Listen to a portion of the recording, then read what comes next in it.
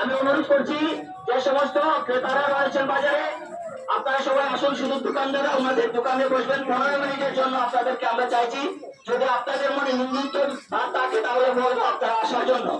মুসলিম ভাই যদি থাকেন তাহলে আসুন। আমাদের ভারতবর্ষে প্রচুর মুসলিম এখন তারা অভিযোগ জানাচ্ছে বাংলাদেশের এই সরকারের বিরুদ্ধে।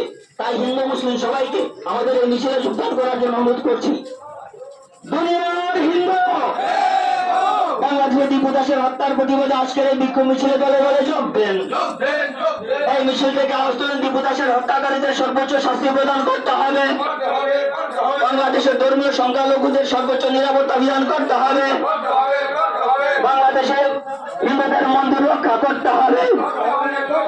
মৌলবাদের কালো হাত ভেঙে দাও, মৌলবাদের কালো হাত ভেঙে দাও, ঘুরিয়ে দাও।